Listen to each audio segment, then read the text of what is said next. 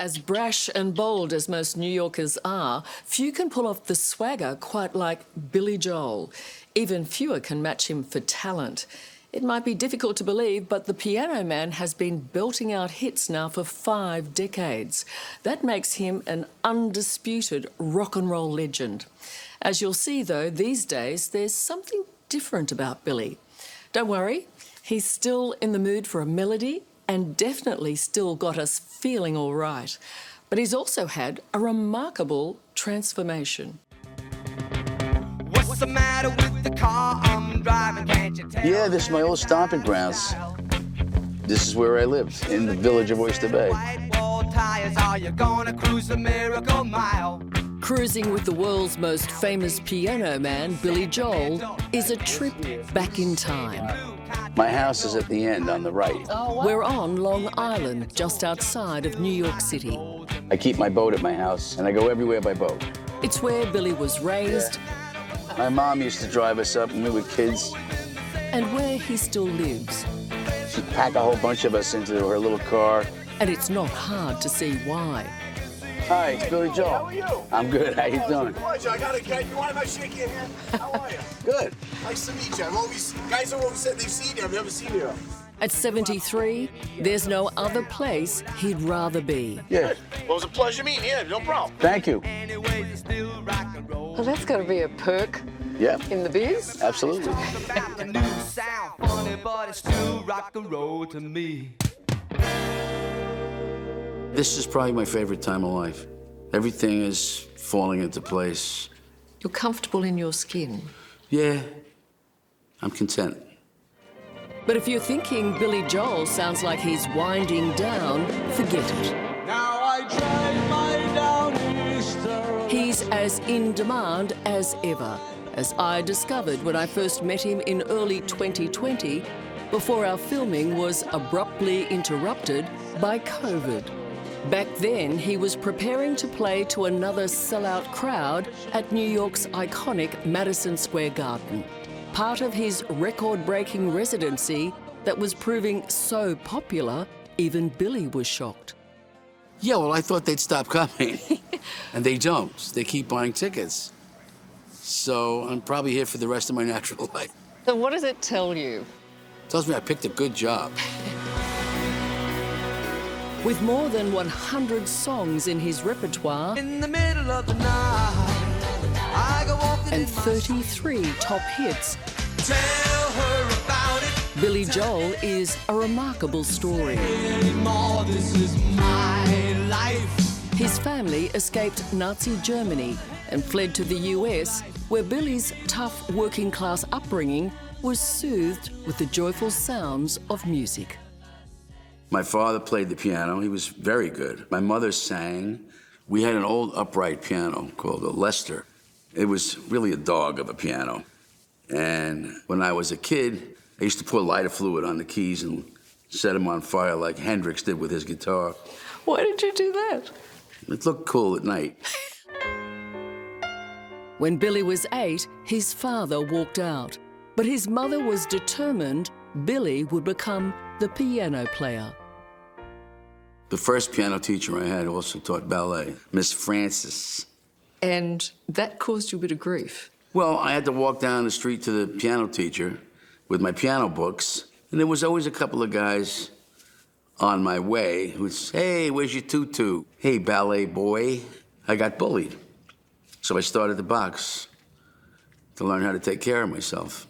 And you did it pretty well. I liked it. I mean, I was a teenager. When you're a teenager, you got a lot of hostility. And then I started to have sex, and I realized I'm not so hostile anymore. Billy's piano playing landed him in local bands, but not much further. By the time he hit his 20s, he was broke and broken. Well, it was a lot of heavy lifting back in the day. And I didn't have a high school diploma, didn't have a college degree.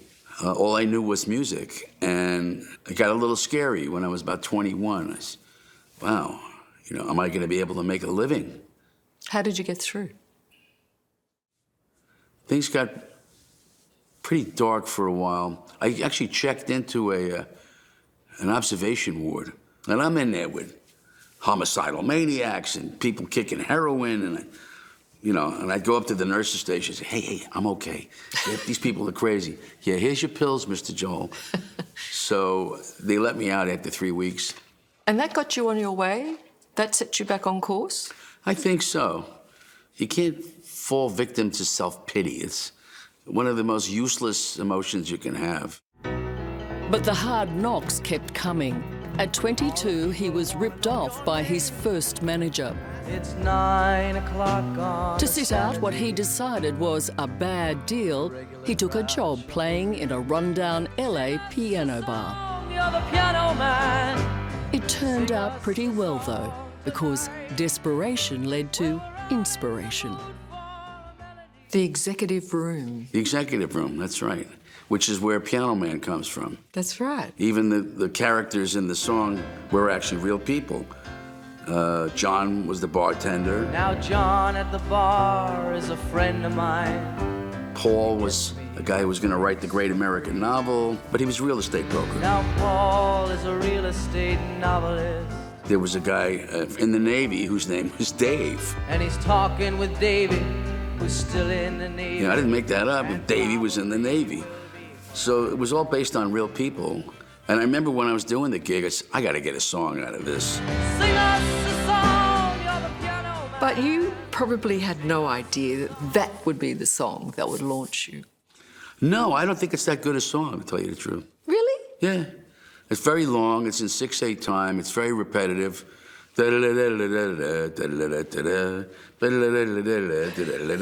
Now what?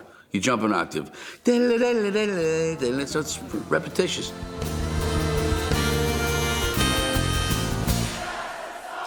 It is a song that everyone knows the words Yeah, they to. all sing. So you hear that. Yeah. So it's not such a bad song. Well, a lot of people like that song.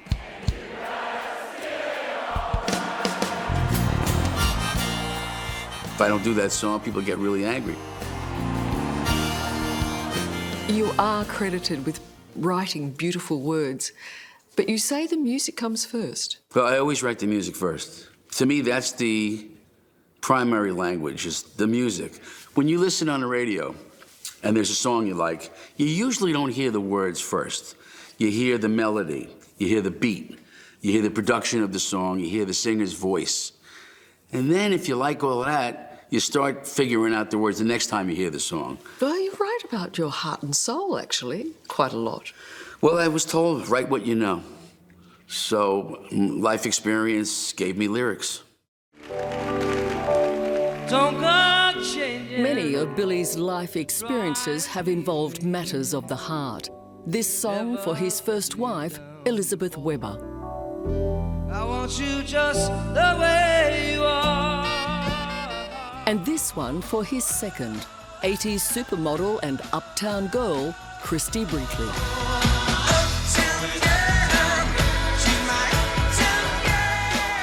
But not all of his hits were love songs. We Didn't Start the Fire followed a conversation with John Lennon's son, Sean, who was moaning to Billy about how tough it was to live in the 80s. You've got AIDS, there's crack, and this war and that war. I said, yeah, but we all felt the same when we were your age, too. And Sean said, at least you grew up in the 50s, and everybody knows nothing happened in the 50s. I said, what do you mean nothing happened?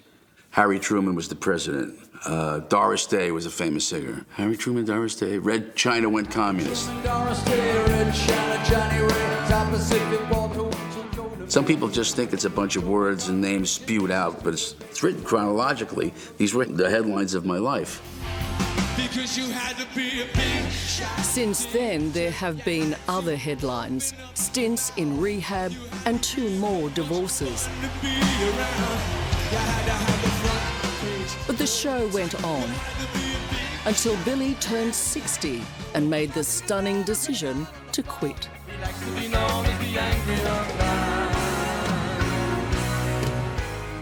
In 2012, he was lured back to the stage at Madison Square Garden. And in 2014, he agreed to play there every month while ever his fans kept buying tickets. And they haven't stopped. This is my office. It is your office. This is where I go to work. Yeah. On this night, it's Billy Joel's 73rd consecutive show. I'm more nervous than you.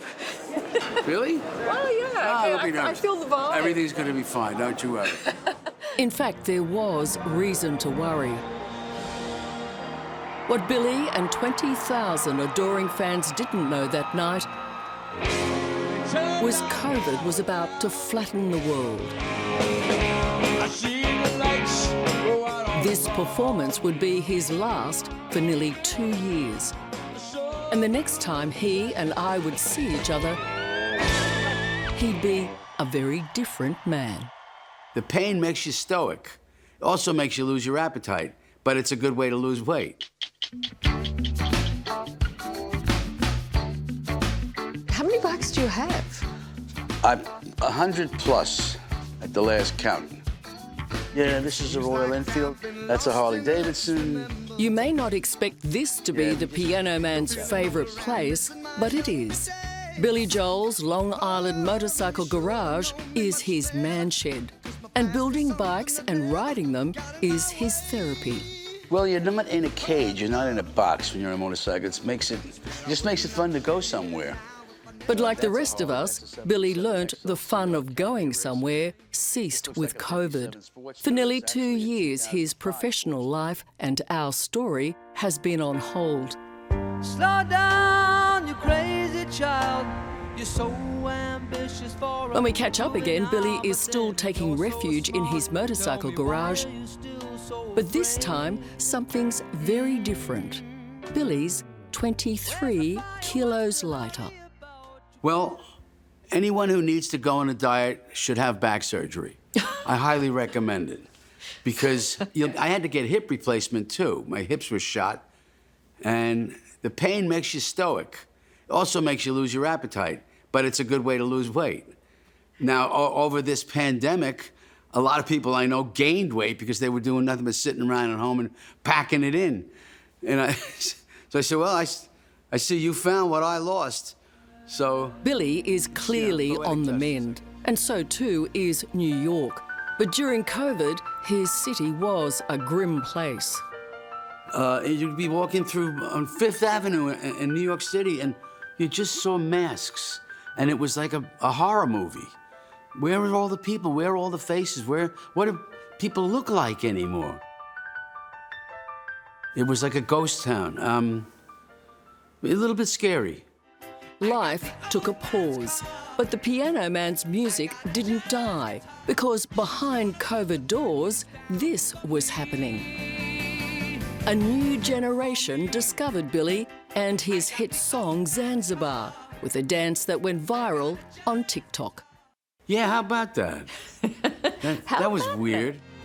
So when the city doors reopened and Billy Joel found himself back on stage, there they were.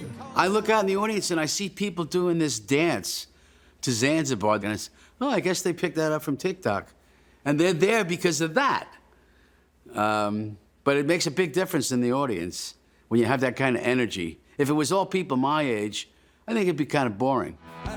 It was the sort of energy he needed after such a long break. We felt like we were all going to be rusty and stale, and that we're going to remember how to do this. And the minute we walked down the stage, it was like, right, getting right back on the bike and going. And put bread in my jar and say, man, were you? When I do this song, Piano Man, there's a line that says, I know that it's me they've been coming to see to forget about life for a while. And the whole place heaves this, yes. You know, we get a big round of applause just for that line. And it occurs to me every night, I say, oh yeah, that's right. They haven't done this for a while. We came to life again, I guess, because there'd been nothing for 2 years. Now suddenly there's this joy back. Yeah, and also a sense of community. And when I looked out in the audience, I saw 20,000 people, and they didn't have masks on. They all had faces.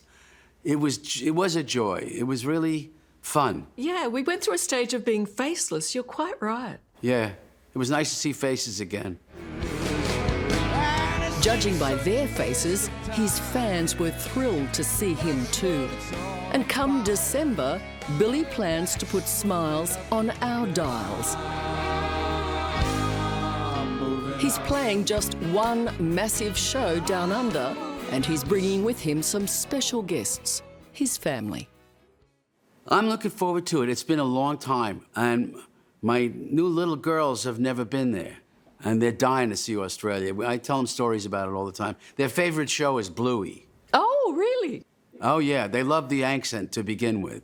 They go, are they English? I said, no. No. They're not English, they're Australian, and don't call them English either. There are few musicians who've stood the test of time quite like Billy Joel. He hasn't released a rock and roll album in almost 30 years. But the world still wants to see him and hear those extraordinary hits. And for that, he's very grateful. Look, when I started out in this job, I didn't know I'd be able to make a living at it. And I look back on all that heavy lifting that went on, and it's quite gratifying, really. I mean, there was a lot of work, and it's still going on. Oh, life's a lot of work, ultimately, but what you packed into it in that time is quite extraordinary. You should feel very proud. I am. I think music says it all for me. But it worked out pretty damn good.